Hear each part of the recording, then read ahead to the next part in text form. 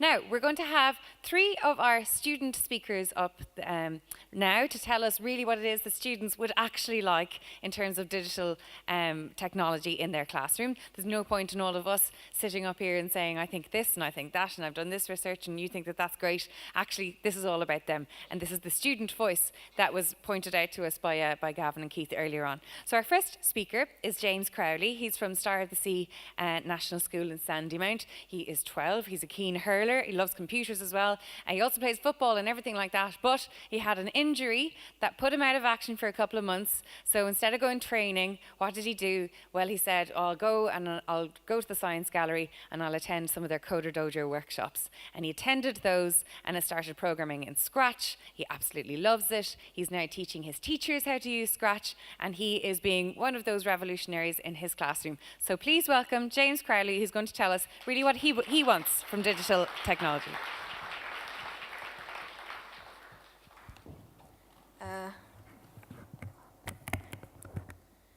Hello, my name is James and I am in 6th class. My interest in computers started a few years ago when I fractured my thumb in a hurling game and I couldn't play sport for a few weeks. So I decided to try out this thing that I heard. It was called Coder Dojo, and that's where I learned all about the program Scratch. Also, I have been very lucky to have the same teacher in 5th and 6th class who has dedicated a lot of his time to teaching us through the use of computers. Here's what he uses most of the time to teach us. SketchUp is a 3D building software device that sometimes our architects use, and he got us to use it to learn about area, perimeter and volume. Next, he got us to use Scratch, and I became very interested in it, and I now make games and I put it up on our website for the school. Scratch is programming software, and it's a simple solution for kids if they want to start programming. You can do anything on it, any types of subjects: maths, English, Irish, geography, history and science. Scratch is a simple solution to get kids interested in programming. Everybody in our class really liked it. Next, we made podcasts. My teacher got us to write a script, and then with Windows Live Movie Maker, we put together photos on the chosen topic and recorded ourselves reading out the script. The podcasts were then loaded up onto our school website for everyone to hear about the topic that we had chosen. Finally, we have been working on digital stories using the Lego Movie Maker app. This was great fun, working in groups to develop a mini movie. I've been lucky to have the chance of learning maths, history and all sorts of subjects through the use of computers. It makes learning a lot more fun for me, and I think all kids should have this opportunity, but also the teacher needs to have the skills and the interest to teach this subject, to teach the subject in this way too. I really think computers are a great way to get kids excited about learning, and I feel that computers are everywhere nowadays. I even have one on me right now, a smartphone. And I feel one of the problems is that primary schools don't have enough computers in the classroom. We, in our school now, at the 6th and 5th class, get to use the laptop trolley, which has about 20 to 18 laptops in it. And we use that to do all these programs that I just was talking about. But I'd really like to see more of these in primary schools, because I think a lot of kids deserve the same kind of opportunity that I got. And yeah, thanks.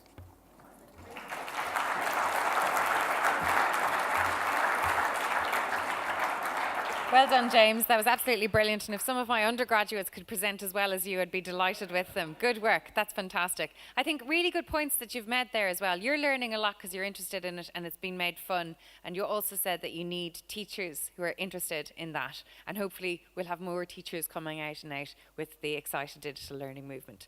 So that was our representative for our primary school students. And now for our secondary school, we have, and I hope I pronounce it correctly, Laura Caraliute.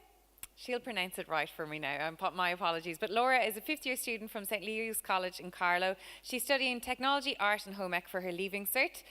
She likes drumming, singing, and she's also a member of an indie rock band called The Coalition. So a great representative for our secondary school students. She's hoping to study fashion afterwards, and I'm sure that her strength in social media, because she's on Instagram, Facebook and Twitter and everything else that goes with it, I'm sure that will help her along her way in all of her studies. So please welcome Laura Cariolute.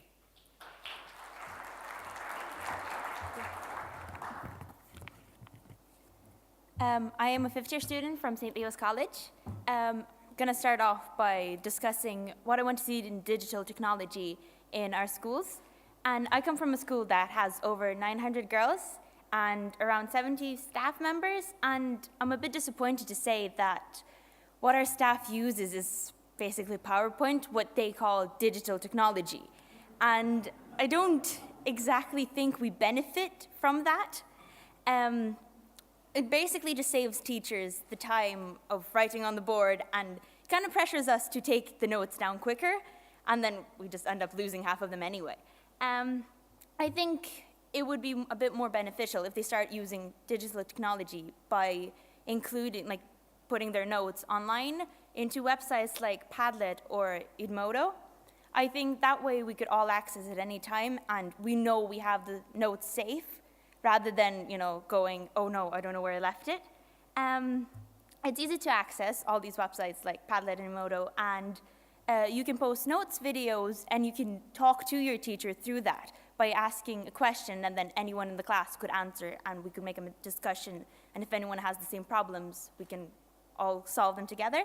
I also think teachers should involve a bit more visual in our classes by maybe, opening the chapter or concluding the chapter, if possible, by a 5-10 minute YouTube video. I think that would really benefit us because I find it easier to remember that way than looking at notes, paragraphs upon paragraphs, because our generation kind of visualizes it more than just looking at words. Teachers could also make online quizzes. Anyone is interested in quizzes. It's just easy to follow, and you can make those on Socrative. iPads. Our school doesn't have them yet, and I think our teachers are a bit scared of getting there because our staff is not ready for anything that challenging, and they're scared that the students will outrun them by using it. At the same time, I think they are a bit on the expensive side, which also, can be kind of hard for the school. I think it could stop people from getting it, like our school, because we don't think enough people would actually get an iPad in our school or be able to afford it. Overall, I think iPads would be a great idea because we could do more research ourselves rather than teachers feeding us information. Also, as James mentioned, we all have this little thing, or in my case, not so little, called a smartphone. We could always use them in classes too if we were looking up stuff, researching anything. If we were given internet access, we could quicker find information than what the teachers might present us, and that would involve us more in class rather than, again, given the information and just taking it down. I use websites like Snapchat, Twitter, Instagram, Facebook, and Pinterest, and I think Snapchat and Instagram are a bit more leisure, but Twitter and Pinterest could be involved in education. Twitter could be used for definitions or reminders of anything. It's quick, it's immediate. Once it's there, it's there. We could get notifications from teachers to remind us, oh, you have to do this and that. And then that would involve us more because we're always on our phones. Also, I think overall the information we should have the opportunity to go look for it rather than be told to do this and that, because for us now it is 9 to 4 and we go in and we get what they tell us to rather than involve us in the curriculum. So I think if there was more digital technology involved in class, I would definitely I would find it way more fun, and it would be less, I have to do this, and more, yes, I can finally go and do something I like. Oh, I think digital technology would definitely benefit our school more. Thank you.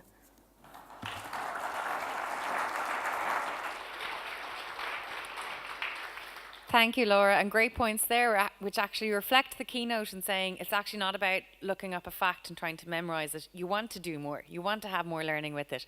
And we might talk about, we're going to have a panel discussion afterwards, we might talk about iPads and if they are actually useful and how they can be useful perhaps. So maybe our panel can be preparing their reflections for that. It's also quite disappointing that there seems to be a still, I'll put it on the board, you take it down. So this is what we're all talking about. How can we, this is preaching to the converted, but how can we grow this network and having more people try and innovate their teaching and learning?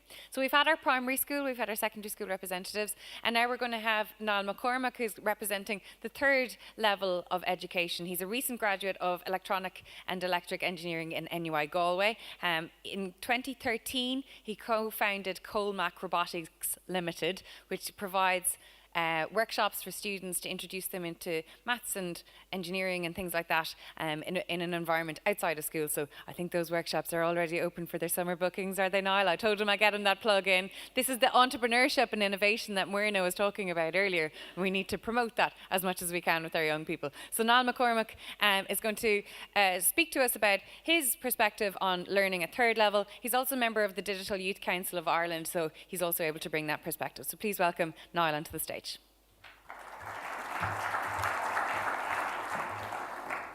Thanks very much, Evie. Just to complete that very, very subtle plug, you can log on to www.robotics.ie. All our details are up there. It's great to be here this evening. My name is NaN McCormick. As Evie said, I'm a graduate of electrical and electronic engineering, and I'm here to represent the views of the 175,000 students that are currently in full-time education in our third-level institutions. So it's quite a few views to represent in 5 minutes, but I'll do my best. As an engineer, I think I'm naturally biased when it comes to technology, so I'm trying to take an overall view of, I suppose, all of the disciplines that can be seen in colleges, so the sciences, health sciences, arts, business, law, and engineering. I think that a lot of the problems that you see in primary education and second-level education can also be seen in third level. There are still lecturers that come up and they sit there and they say, okay guys, we're going to have a lecture now, and they take out the overhead projector, which these guys probably don't even know what it is. And they will sit there and they will write out these notes, and they'll write out pages and pages of notes in an hour, and you have to take them down and you have to go and study them, which is an incredibly ineffective way of teaching, I think. But I'm not going to talk about those problems. I'm going to talk about a problem that I think is very important, that it is solved very, very quickly. And that is the problem that universities and third-level institutes, I think, do not currently foster creativity and innovation in their students. So as Evie mentioned, I'm now an entrepreneur, and I started this during college in 2013. But there were no supports available in college because if a college or an institute of technology or a university wants to commercialize some of its research, it does that to make money for the university. So naturally, if you go to them and you say, I have this great idea for a business, I'd love a bit of room to try it out, they say, oh, that's great, we want 10% or 25% or whatever it is, because they're there to make money for the university. So why can we not have co-working spaces? You know, an area of the university where you can come in and you can say, okay guys, I have a great idea for an app or something, I need access to this software and this machine for a couple of hours a day, work away. You're there among other students, from all different walks of life, that they all have their own ideas, and you can just try it out. If it doesn't work, sure, who cares? You can try another idea another day. All colleges in Ireland have enormous resources at their disposal, but a lot of these resources are not available to students. So if you are an arts student and you have a fantastic idea that you say, oh, it would be great now if I could make this object. Why don't I get it 3D printed? The college has loads of 3D printers, but because you're an arts student, you can't access them. Even as an engineering student, I found it very hard to access some of these devices. So there could be a lot done in that kind of area to foster creativity and innovation. So there's a lot of talk about innovation and pushing boundaries. And I say, my argument would be, why have boundaries at all? I'm going to leave you with one quote from a Canadian musician by the name of Paul Brandt. He says, don't tell me the sky is the limit. when there are footprints on the moon. I think that's what we should be teaching students right the way from primary level right up to third level. Thank you.